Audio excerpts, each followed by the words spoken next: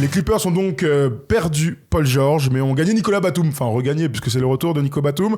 Il y a eu pas mal de changements. En tout cas, on connaît les 15 joueurs des Clippers cette saison. Et j'ai envie de te poser la question, Erwan, alors qu'une nouvelle salle arrive, alors qu'il va y avoir une identité graphique toute neuve, et une nouvelle, donc vraiment un nouvel ère chez les Clippers, eh bien, est-ce que tu ressens de la hype après que cette petite équipe des Clippers qu'on va redécouvrir ensemble? Moins que par le passé.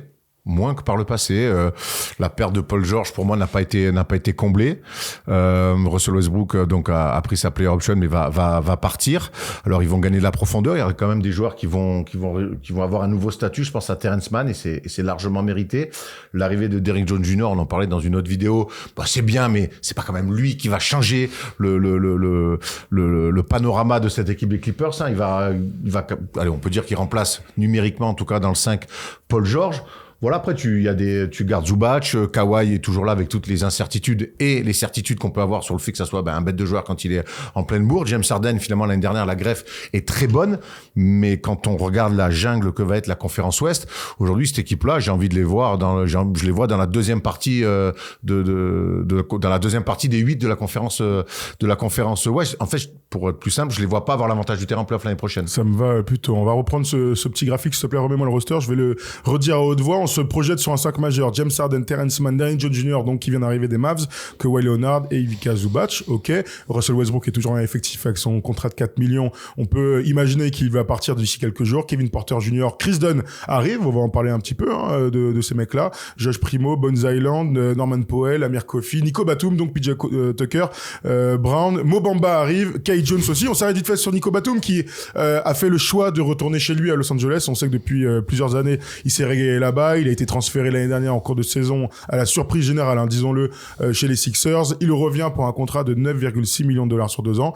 Les Sixers lui avaient proposé un meilleur contrat et les Spurs aussi lui avaient proposé plus d'argent pour jouer avec Victor. Il préfère revenir aux Clippers, Erwan. On sait que on a eu la chance nous de le côtoyer là-bas, de voir il était épanoui, heureux là-bas, sa femme et ses enfants aussi. Et quand il part à Philadelphie, il part tout seul.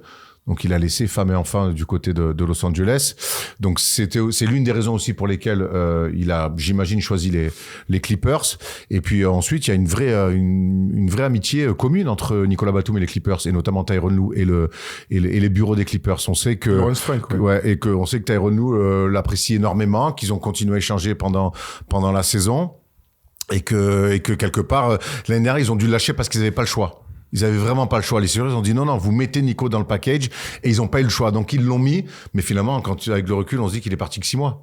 Bah oui, t'as raison. Même moi, presque. Voilà. Enfin non, une saison. Voilà, c'était au début de saison. Ouais, c'était au début de saison. 7-8 mois, on va dire, si tu veux. Ouais. Donc finalement, c'est allé assez vite, et je suis pas du tout surpris que les Clippers aient envie de le retrouver, surtout quand on voit ce qu'il a fait avec les Sixers, même si son utilisation n'était pas du tout la même que celle aux Clippers. Parle-en, c'est intéressant. Est-ce que ça va donner peut-être des idées à Tyronn Lue, qui c'est vrai qu'il l'a mis des fois sur un poste 4, alors il a amené du liant, mais par moment poste 5 même, Ouais, poste 5 on l'avait joué aussi. 5, Donc intérieur en tout cas, et donc il a amené du liant, mais parfois c'est vrai qu'on le voyait un peu moins dans le tir, on voyait prendre assez peu de tirs. Là, pour le coup, Nick Nurse l'a fait défendre sur des meneurs. On l'a carrément vu sur un poste 2, sur un poste 3, avec beaucoup d'adresse. J'espère que dans son utilisation, Tyronn Lue va élargir un petit peu la fourchette de la panoplie de Nico, parce elle peut être bien plus grande que ce que Tyronn Lue faisait avec lui. En tout cas, c'est vrai qu'il est adoré là-bas, et c'était une vraie volonté de le récupérer. Paul George a dit sur Nico, on a fait le trade pour James Harden, on a perdu Robert Covington, Nico Batum. Nos glue guys, ils allaient prendre les rebonds, contre les tirs, ils faisaient les rotations, ils s'occupaient de la défense. Ça nous a fait beaucoup de mal de les perdre. Tu m'étonnes, mon grand choupidou. On revient du coup sur tout ça. Sachez que James Harden a prolongé donc 70 millions sur 2 ans, et qu'il laisse beaucoup d'argent sur la table. Il avait déjà choisi d'aller aux Nets plutôt que de signer le plus gros contrat de l'histoire de la NBA quand il était aux Rockets. Donc ça, c'est une première chose. Ensuite, aux Sixers, il avait choisi de prendre un peu moins d'argent aussi, parce qu'on lui avait demandé à l'époque. Et là, il prend. Il leur a fait payer derrière. Il leur a fait payer derrière, mais là, encore une fois, il prend tant de millions. Il leur a fait payer. Oui, c'est surtout tonton qui a pas tenu ses paroles. Exactement. Et puis là, encore une fois, il pourrait prendre 50 millions la saison, il prend 35. Alors sans dire que c'est louable, vous connaissez, hein. Mais en tout cas, c'est une superstar qui prend pas le max du max sur ces 2 derniers contrats signés. Bon, ça veut dire quelque chose. Ça veut dire aussi peut-être que plutôt que prendre le maximum d'oseille, il préfère aller dans des projets où il a l'impression que ça peut être mieux et que ça peut plus le rapprocher d'un titre. Là, pour les Clippers, pour moi, c'est un petit peu différent. J'ai l'impression qu'avec tout ce qui s'est passé, on va pas revenir sur la carrière tumultueuse de James Harden. Je pense qu'il est bien à Los Angeles. Il est l'année dernière, quand il y a pas un truc, on a parlé de James Harden en mal, que ça soit sportivement d'ailleurs ou extérieur. Alors en playoff, ça a été compliqué comme pour tous les Clippers, mais il n'y a pas eu à lui tirer dessus sur lui plus que notre. J'ai l'impression qu'il s'est stabilisé là-bas, professionnellement et aussi individuellement. Voilà, donc aujourd'hui, pour moi, c'était une logique de le voir là-bas. Il va encore tenir la baraque la saison prochaine. L'année dernière, il n'a pas été All-Star. Ce qui serait cool, c'est de le revoir faire une saison d'All-Star. Maintenant qu'il va commencer la saison avec les Clippers, Paul George est parti. C'est clairement lui, officiellement, la deuxième option. Il va avoir la balle dans les mains parce que clairement, les Clippers lui ont dit « Tiens, voilà les clés du Camtar ». Bon, mais voilà, j'aimerais bien revoir un James Harden niveau All-Star et pourquoi pas participer au All-Star qui sera du côté de San Francisco. San Francisco, absolument. On enchaîne les grosses villes et l'été après avoir fait des mois de février en plein hiver. Il y a Lawrence Frank, le président des Clippers, qui a dit que reste un All-NBA player. Nous pensons que Tyronn Lue est le meilleur entraîneur du championnat. Nous alignerons une équipe très compétitive cette saison et à l'avenir, nous utiliserons nos avantages structurels pour attirer les meilleurs talents à l'Intuit Dome. Ils y croient en même temps, ils vont pas... ils ont raison. Moi, je comprends pas comment ils ont pu lâcher Paul George comme ça pour rien à l'orée de rentrer dans cette nouvelle salle finalement où moi j'ai l'impression qu'ils ont une moins bonne équipe que la saison dernière, peut-être un peu plus de profondeur. Vous avez dit la profondeur avant, on parlait souvent, tu vois. Mais il y a encore, tu vois, donc j'ai l'impression que c'est une moins bonne équipe que la saison dernière. Ça veut pas dire que c'est une mauvaise équipe. J'ai l'impression que il y a des équipes qui ont progressé, pas eux. Très bien. On revoit un petit peu le roster, s'il te plaît, Tom, pour regarder les changements importants. Alors, James Harden, meneur de jeu. Très bien. Il y a Westbrook qui sortait du banc l'année dernière. Là, ils sont allés chercher 2 créateurs, deux point guard. Kevin Porter Jr., qui s'était fait cut par les Rockets, sale, il y a un an, qu'on a vu en Grèce l'année dernière à Rouen. Et Chris Dunn, 2 profils très différents. Qu'est-ce que tu en penses derrière James Harden ?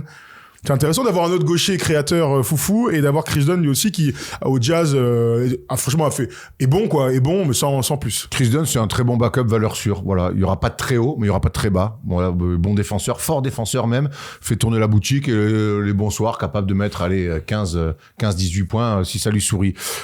Kevin Porter Jr., énorme talent, les Clippers vont le tenter. Je mets une petite pièce sur le fait qu'on le verra pas beaucoup cette année. Moyen qu'il soit il a même Bones Island qui est là il a signé 2 ans, il y a Bones Island qui peut jouer la main et tout, qui est quand même plus installé que lui. Kevin Porter, ça a l'air beaucoup trop instable pour moi. Même s'il a fait des jolis petits cartons avec c'était quoi, le PAOK Salonique, il me semble. C'était PAOK? Je sais pas, Salonique, je sais plus, je veux dire. Dans les commentaires. J'ai un doute. Oui, donc voilà, mais non, après moi, Chris Dunn, je trouve ça bien. C'est des valeurs sûres derrière James Harden. C'est important d'avoir des backups valeurs sûres. On l'a vu avec Haliburton et TJ McConnell. C'est bien d'avoir des mecs. Je dis pas que Chris Dunn est moins bon ou aussi bon, mais d'avoir des deuxièmes arrières où tu te dis, oula, combien de temps il faut que l'autre il souffle? Non, voilà, c'est des mecs qui savent, qui connaissent le métier, qui connaissent la NBA. Ok, très bien. Alors sachez que là, je vais ouvrir le chapitre un peu cassos parce que donc Kevin Porter Jr. Ok, Josh Primo avait été pris l'année dernière. Kay Jones est là. Et la rumeur là qui est sortie aujourd'hui, c'est que les Clippers chercheraient à faire Miles Bridges. Ils ont envie de faire une MJC en fait, les mecs. C'est improbable, non? Attends, mais alors c'est des Primo, cas, alors chacun a son.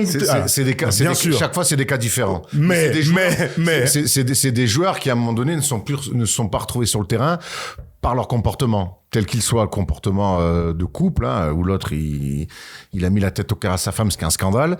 L'autre qui a montré Kai Jones qui fait des vidéos en disant mais attendez, moi les Hornets, je vous baise, tous mes coéquipiers je vous baise. Bon, ok, c'est spécial, hein, c'est très spécial. Josh Primo qui fait des hélicobits avec des meufs des bureaux des Clippers, des Spurs. Ouais, c'est spécial. Pour Miles Bridges, il y a la justice qui s'en occupe, mais il s'est redevenu un joueur NBA avec un bon joueur. Il y a un très bon joueur.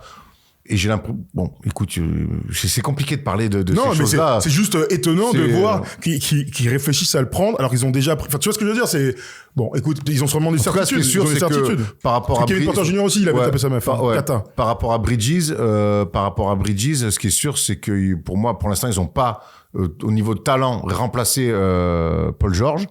Bah, si tu fais Miles Bridges, pour le coup, par contre, c'est un poste 4. C'est que tu redécolles vrai Kawhi. 4. Tu redécales Kawhi poste 3, pourquoi pas? Moi, ça fait longtemps que je me dis ça. C'est que franchement, on aimait bien la chimère des Clippers, la polyvalence, un seul pivot et autour ça tourne, machin, j'aimais beaucoup ça.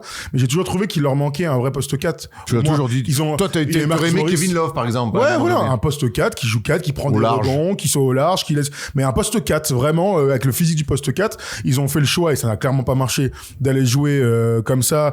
Les Celtics ont gagné pour le coup sans vrai poste 4 de métier. Tu fais Miles Bridges, t'as un poste 4, un vrai costaud, adroit, agressif, athlétique et tout. Donc dans l'idée de transformer un petit peu ton équipe à partir du moment où il y a plus Paul George, ça pourrait me plaire d'un point de vue basketball. Voilà. Donc ce sera intéressant de voir ce qui va se passer dans quelques sur le basket de toute façon. Ah non, de toute façon, je parle que de basket. De toute façon, je suis pas juge et je peux rien y faire à part dire que le mec c'est une merde d'avoir tapé sa meuf. Mais bon, c'est pas moi qui le mets sur le terrain de toute manière. Donc à voir Miles Bridges parce qu'il va falloir aussi le payer. Hein. C'est aussi ça la grande question. Il voulait rester au Hornets en cours de saison et tout. Là, il faut monter un sign and trade. Donc il y aura peut-être des mecs qui vont partir. Ce sera intéressant de voir ce qu'il va se passer. On va voir ce qui va se passer dans quelques semaines. Du coup, Erwan, toi tu me disais, tu les vois qualifiés en play-off mais 4-8, donc potentiellement c'est l'équipe de play-in quoi, ou se qualifie en 6. Bah ouais, c'est ça qui est ouf maintenant. C'est ça qui est ouf. On est le 3 juillet. Tout à fait, je sais. L'alchimie d'équipe, attention. Mais oui, moi je les vois voilà, je vais faire large, entre 5 et 9. L'année dernière, ils ont fait 4 l'année dernière. Voilà, 5 et 9. Ils ont fait 4 l'année dernière, je vous rappelle vite fait que Oklahoma, Denver, Minnesota, Clippers c'était donc les 4 premiers, que les Mavs avaient fini 5, les Suns 6, Lakers 7e avec sa victoire en play-in, Pelicans, Kings, Warriors et les Rockets avaient fini. Toi tu les vois où toi? Moi je les vois un peu plus haut que toi hein. Pour moi ça c'est une équipe qui va finir 4-5.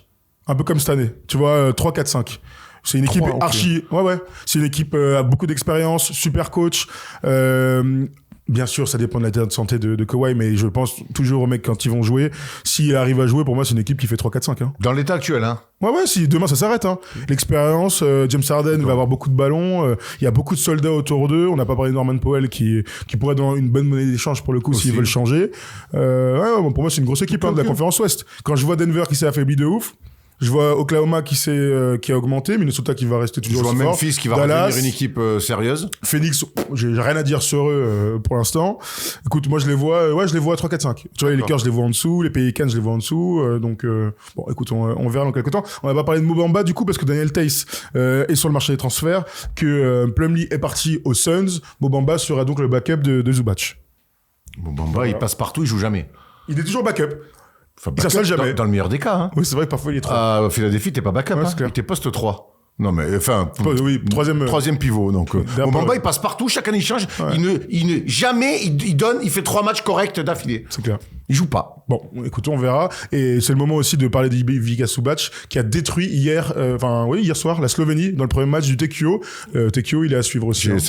J'ai vu la Slovénie, j'ai peur qu'il n'y ait pas Luka au jeu. Bah, de toute manière, dans ce groupe incroyable en Grèce, t'as donc la Grèce de Yanis, là, qu'on a vu avec une nouvelle forme de lancer franc, t'as vu? Ouais, fluide. Plus fluide, plus de, il y a toujours un petit à-coup, intéressant, à voir si ça paye pendant les matchs, mais on voit sur la montée, c'est un geste, c'est plus rapide, voilà. C'est plus robotique. Voilà, ouais, exactement. Très curieux, il rentre aujourd'hui, on enregistre mercredi, aujourd'hui Yanis et la Grèce, donc Grèce, les Croates qui se mettent en pole position pour affronter la deuxième équipe de l'autre groupe, et puis donc la Slovénie, il faut qu'ils gagnent absolument, ils affronteraient la Grèce s'ils gagnent leurs 2 matchs de groupe.